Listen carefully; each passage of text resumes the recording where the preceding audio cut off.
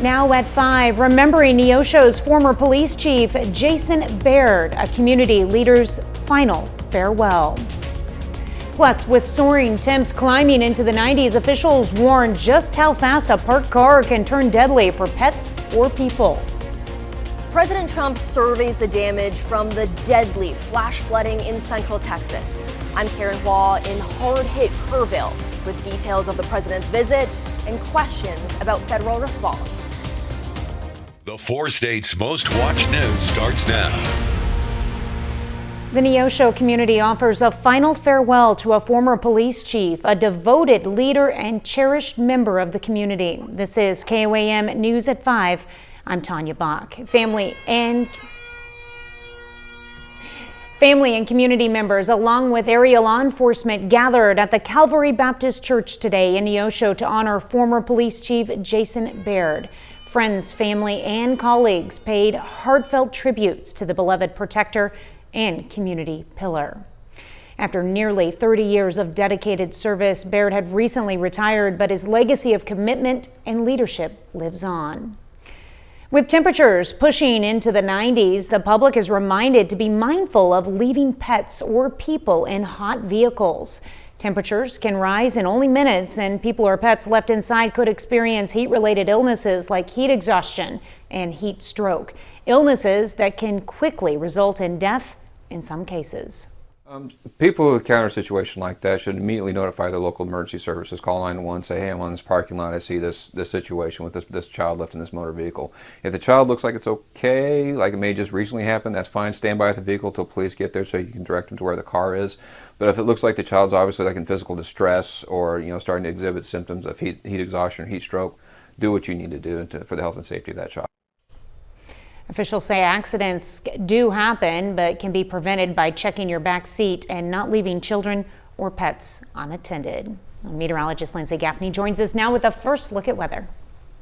Well, over the next couple of days, we do have isolated chances for strong to low-grade severe storms. Now, for the rest of the evening, we're going to be mostly for our northwest counties. As we head into tomorrow, it flips a little bit, so our central and southern counties get that severe threat. Now, we do have isolated chances of storms throughout the next couple of hours, but it really spikes right around 1 a.m. to 2 a.m. That's where we're going to see the strongest and widest spread storms moving through the area. Now, currently, we don't have a lot going on in the region. Our front is actually just outside of our area. We're going to see some winds here in a moment, but you can see where we've already got a few storms developing right along that boundary. Now, again, that's going to be moving over the next couple of hours into our region. My main risks for tonight: isolated hail threat in our far northwestern county, so right when the system moves into the region, and then a wind threat for most of us because we could see 50 to 60 mile per hour winds. Now, like I said, we've already got that storm out in Ponca City. These are going to continue to develop and move into our area over the next couple of hours, but I'm going to have a full look coming up. All right, thanks, Lindsay. Well, President Trump is in central Texas, seeing for himself the damage from last week's flash flooding that killed more than 120 people. As of this morning, 161 people are still missing in Kerr County alone. Karen Waugh reports from Kerrville. President Trump and the First Lady arrived in hard-hit Kerr County to survey the devastation and meet with those affected by the catastrophic floods. Before he left the White House, he had this to say about the tragedy. It's a horrible thing, Nobody can even believe it, such a thing. That much water that fast. The visit comes amid questions about the Trump administration's plans to phase out the Federal Emergency Management Agency. The president has signed a disaster declaration for the region, allowing FEMA to deploy its own teams to support local rescue and recovery efforts. The president has said to Texas it needs anything it needs, it will get. What you're seeing behind me right now, we have some excavators and gentlemen with chainsaws who've shown up to clean up the debris in this area. Texas Governor Greg Abbott has said they're not going to stop until they find every missing person. Along the Guadalupe River, crews are carefully working through the debris. Every pile, every piece of debris, every vehicle has to be treated differently, so to keep the dignity of humanity. You got to remember there are people that are watching this and they know that their kids are missing. They don't want to see people just eating away at piles of trees. In Kerrville, a memorial wall to the victims continues to grow. This is devastating. I've lived here for 30 years and never seen anything like this. It's so sad. This resident wiped away tears as she came to express her condolences to all those who lost family and friends. Karen Hua, CBS News, Kerrville, Texas. Law enforcement officials say there are more than 2,100 responders on the ground working to find the remaining victims. Well, this weekend marks 1 year since the assassination attempt on President Trump in Butler, Pennsylvania. A gunman opened fire during a campaign rally, grazing Trump's ear. This week, the agency suspended 6 agents without pay in connection with the security failure.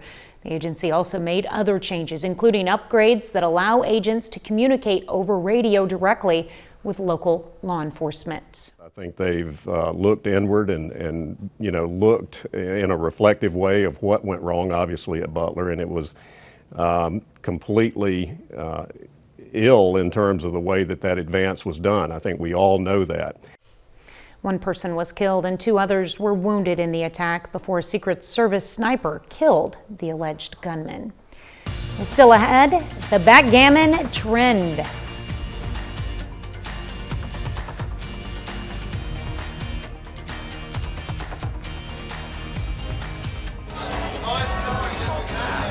But first in Health Watch, a disturbing new report reveals children in the U.S. are facing a growing health crisis, from higher death rates to rising chronic conditions like anxiety, obesity, and even cancer risk.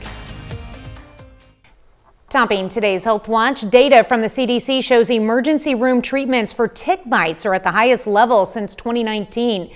The jump is prevalent in the Northeast, with 229 tick bites for every 100,000 ER visits last month, roughly a 37% increase from June of last year. CBS News medical contributor Dr. Celine Gounder says environment factors are behind the trend. So we are having milder winters, wetter springs, which means for longer tick breeding seasons. We're also seeing ticks move into geographic areas where we have not seen them before. And all of this adds up to more tick exposure and more tick bites. Here are some helpful tips to keep the ticks at bay. Wear light colors, keep arms and legs covered, wear closed-toe shoes, and use insect repellent. Experts also recommend doing a tick check and taking a shower once you're back at home. Well, staying physically active as an adult lowers your risk of death by 30 to 40% later in life. A study published by the British Journal of Sports Medicine found people who were consistently active got the most benefit. But even people who did not exercise but started becoming more active had a 20 to 25% lower risk of death. Researchers say their findings show it's never too late to start exercising. Well, a concerning new study says the health of children in the United States has deteriorated over the past 17 years, with kids today more likely to have chronic diseases and mental health problems. Stephanie Stahl has more. There's fun and laughter on this playground, but new research says the health of children in the United States is declining. It's really speaking to tremendous, languishing of our kids. Dr. Christopher Forrest with Children's Hospital of Philadelphia was one of the authors of the study that compared pediatric death rates among high-income countries. That a child in the United States was 80% more likely to die than the child in those 18 countries. He says babies are most vulnerable, dying from things like premature births and SIDS. Older kids are more likely to die by guns, 15 times more likely. They're 5 times more likely to die from an overdose. They're more likely to die from car crashes. The study also found a growing number of health-related issues. Kids are now 15 to 20% more likely to have things like anxiety, depression, and sleep apnea than they were a decade ago. The research also found obesity rates for people under the age of 19 are up to 21%. Obesity is the second most common cause of cancer in this country. Dr. Forrest says the research did not find a single cause for the health decline of kids, but he says the issue needs urgent attention. Thinking about the kind of play that kids are engaging in or not engaging in, the food environment, the school systems that kids are involved in. The research did not account for socioeconomic differences, age, gender, or race. Stephanie Stahl, CBS News. Now, the research, which used electronic health records and international surveys, also found American children have limited physical activity and growing feelings of loneliness. And children with multiple health issues often face severe emotional stress. Researchers with the University of Plymouth looked at social posts by kids suffering from conditions like cancer, asthma, and chronic pain. They found the majority of patients showed signs of sadness, fear, and high emotional distress. The authors of the study say mental health care needs to be provided to children with long-term health conditions. That's a look at today's health news. A little later, get ready to rev your engines. King Jack Park is buzzing as preparations kick off for the 2025 Route 66 Cruise-a-Palooza. And we have storm chances as we head into the weekend. I'll have those details coming up. Well, so far it is a pretty good looking day. It was hot today though, and we do have storms that are going to be moving in along a cold front. Going to help with that heat a little bit. Let's go ahead and look outside. 7th and range line. We do have a few clouds off in the distance, but overall today it was super sunny outside, and we have had a pretty nice day, but we're expecting some storms to start to fire up here in the next couple of hours.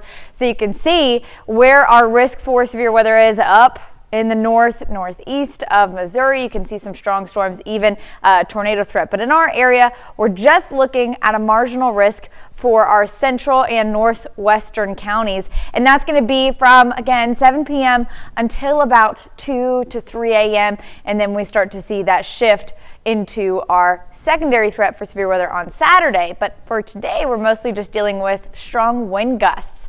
Not really expecting a big hail threat, but we can't ever rule it out. Now, looking at a little bit of a wide shot of the radar, you can see where those storms are developing northwest of Kansas or east of Kansas City along our front. Now, in our area, haven't seen much going on. There's our cold front. You can see we've got a little storm out near Ponca City. That's going to be moving into the region over the next couple of hours. There you can see it really firing up. Now, again, currently, we don't have anything going on in our area except for a few clouds. We're watching some of these storms firing up. That one near Ponca City is really ramping up quickly, so we're going to keep an eye on that as it moves into our southeastern Kansas, northeastern Oklahoma counties, again by about 6:30 to 7 p.m. But until then, taking a look outside downtown Joplin from the Cornell Arts and Entertainment Complex, we still have pretty nice weather, so if you want to still have a nice afternoon, you got that chance.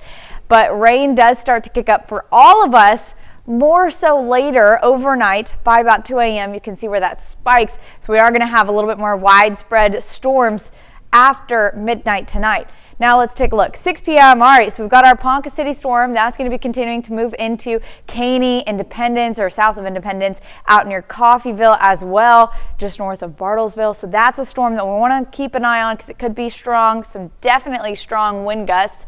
And then up near Yates Center, those storms are going to ramp up as well and continue to move in. Now those are the ones that could see that gust front, as the storm that's in Ponca City currently is on the downward spiral, not really seeing that continuing into northeastern Oklahoma.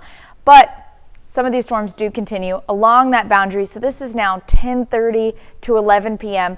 seeing that continue to push into the Joplin metro, Pittsburgh area. Again, by about 1 a.m., that's where we're seeing that more widespread threat. So all those storms do end up staying mostly south of I-44 once we get into about 2 to 3 a.m., which is when that threat switches off to southern counties. We have a higher risk for hail as we head through Saturday, and a higher risk for winds. Now, currently winds are going to continue to gust 15 to 20 miles per hour until you can see where that front is starting to push in. And then we have storm chances Saturday, Sunday, and Monday, starting to warm back up by Tuesday. Another front passes Wednesday, dropping our temperatures to mid-80s for the week. All right. Well, a lot of fluctuation there in temperatures, but we'll be looking for that cool down. Yes, we will. All right. Thanks, Lindsay. Well, King Jack Park in Webb City comes alive as food trucks and city crews gear up for the 2025 Route 66 Cruise-a-Palooza Festival. This year's event will feature everything from live entertainment to several children's activities. Organizers say the event is a good opportunity to celebrate the community as well as the ones who served. The second Saturday of July, and we've got all kinds of things going on. We have our Boomtown Days cruise night. Cruise in registration starts at 2 p.m. We just really feel that it's so important for our citizens to just kind of be able to come out and enjoy having us give back. This free event starts tomorrow from 10 a.m. to 10 p.m. Well, coming up, one Miami Beach group is trading cocktails for checkers, and their movements gaining traction.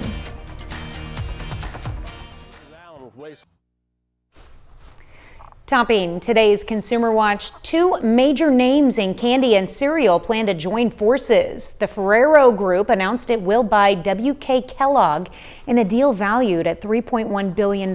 Kellogg is known for brands including Corn Flakes, Fruit Loops, and Special K. Ferrero's owns Tic Tacs, Nutella, and Rocher chocolates.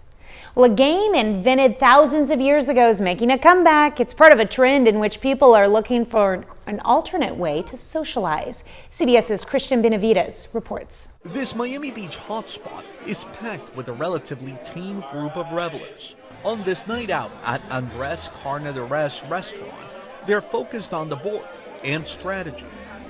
I think it meets an empty space. I think Miami has a lot of nightlife. I think that people that are living here now and new people that are coming into town are also looking for other avenues to connect and to interact with the city. The Backgammon Social Club mostly draws young adults looking for an alternative night out, while welcoming enthusiasts and beginners of all ages. It's the brainchild of Gina Macropolis and Eugenia Camargo, who first posted about the gathering on Instagram. The classic networking event wasn't cutting it, and the typical night out with a lot of drinking or just socializing in the traditional Miami ways was getting a little bit overdone. Word quickly spread.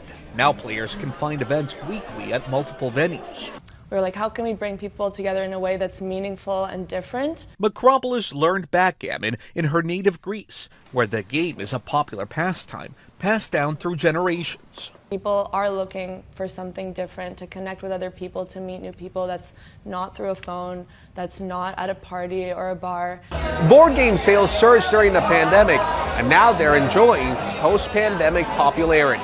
There's a rise in clubs for everything, from chess to Rummikub. At a recent backgammon night out, we met Susan Dean with her dog Elle in tow. A lot of the socializing in Miami revolves around liquor and sponsored events. This is kind of a no-pressure way to meet people, and you start seeing the same faces, and it's a great way to explore different venues. If you go, just remember, it's BYOB. Bring your own board. Christian Benavides, CBS News, Miami Beach. Data from the website Meetup shows there's been a 10% increase per year of board game events from 2021 to 2023. Walmart is recalling roughly 850,000 water bottles after a problem with the lid caused two people to suffer permanent vision loss and another to sustain injuries. A notice posted by the Consumer Product Safety Commission says the lid on the Ozark Trail stainless steel bottles can forcefully eject when users try to open it, posing serious impact and laceration hazards. Consumers can get a refund by bringing the product to their nearest Walmarts. Final check of the forecast is next. Up next on the CBS Evening News, Steve Hartman goes on the road to Brookline, Massachusetts to meet an autistic genius. And then on KOAM News at 6, Missouri's veteran suicide rate hits alarming highs. We look at the growing crises and the urgent new strategies underway. Plus, teeing off for leadership. See how golf fun is fueling youth programs in Crawford County.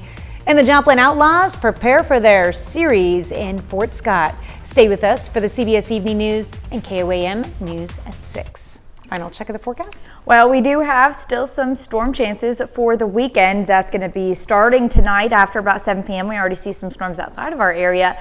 See wind threat. Those continue through Saturday morning and evening, and actually all the way through Monday. You're trying to ruin my weekend? I'm so sorry. Oh, man. Well, thanks for joining us. The CBS Evening News is next. We'll be back here for KOAM News at 6, and we'll see you then. Have a great evening and an even better tomorrow.